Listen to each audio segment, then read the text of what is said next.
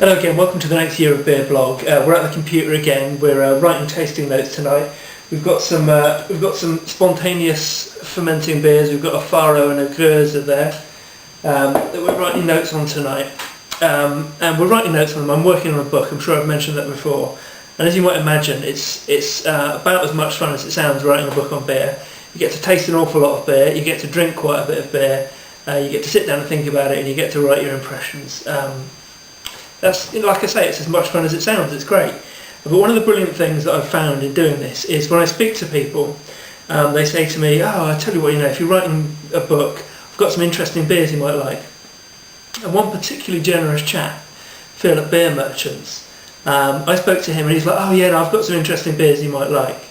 Let me send them up to you." They're not beers they stock. They're actually his own beers. He sent them up. He refused payment for them. It was incredibly generous of him. And so what I'm sitting here with tonight is a bottle of Russian River Beatification. I would be sat here with a bottle of Beatification and a bottle of Supplication as well. But I was so overwhelmed by Phil's generosity that at the shop this morning, a member of staff from Leeds' North Bar came in and just got chatting about spontaneously fermenting beers. And I was like, "Oh, if you're interested in that, let me open a bottle of beer for you." And I opened a bottle of Supplication. This is a Beatification. Supplication is a brown ale aged in Pinot Noir casks with cherries. It's got a real kind of wild edge to it, and it was, it was actually one of the most pleasurable 10 minutes I've spent in the shop ever.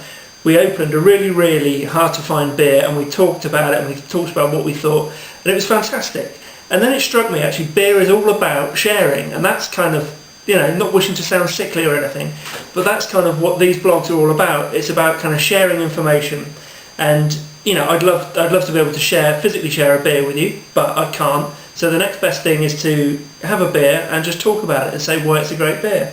And that's what beer is all about. It's about sharing. Phil has shared his stash with me. The reason that I'm not popping the cork on this tonight is that I've just shared it with my with Leanne, my partner, and I saved a bit so I could blog about it. But we had it for dinner, and you know what? That was a lot more interesting and a lot more fun than actually just drinking a whole damn bottle of it myself. So that's it. It's only taken 20 years of drinking to come to that conclusion that it's share it. It's much more interesting to share and to talk about. Okay, so the beer tonight, Russian River Beatification. It's a fantastic, spontaneously fermenting beer. Gröser is a style that I have a little bit of trouble with. I only think there's a couple of breweries producing interesting examples up until today when I tried Russian River's Supplication and Beatification. It's just the iconography on it is fantastic. Everything about it screams class.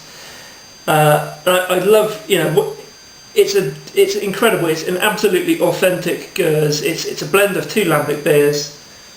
It's got all that kind of tart, cidery, lemony, sort of grapefruit pith stuff going on with it.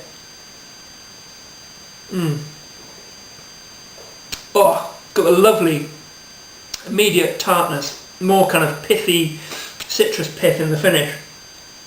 That lovely Brettanomyces funkiness really kind of getting my mouth watering. It's a fantastic beer, like I say. It's an absolutely authentic Gröser, and it's one of the kind of the two or three that I've tried that, although it's completely authentic to style, is also not so challenging that you need to cast aside a lot of preconceptions. I actually gave some of the Supplication to a customer who'd never tried anything spontaneously fermented before. And he was like, "What's this? Is this beer? It's incredible. I've never tried anything like it." And he immediately got it. He didn't need any kind of explanation at all. And so I think that's kind of one of the secrets of really, really good lambic beers and spontaneously fermented beers, is that they need to be close enough to beer that they have all the kind of hooks to hang the notions of beer on, but at the same time they need to kind of be wild enough that they're interesting and funky. And for me, a lot of the lambics are too far one way, and I know a lot of people won't agree with that. It's just my opinion. Your mileage may vary. So that's it. What have we learnt today? Beer is better shared. You probably all knew that already. Russian River makes some absolutely kick-ass, spontaneously fermenting beers. I'm going to, like I say, it's not a style I care a lot for. I'm going to savour every last drop of this evening. I'm going to work around to writing some tasting notes for these. So thanks for stopping by. With a bitter twist of citrus in the finish, we'll toast you goodbye. Cheers now.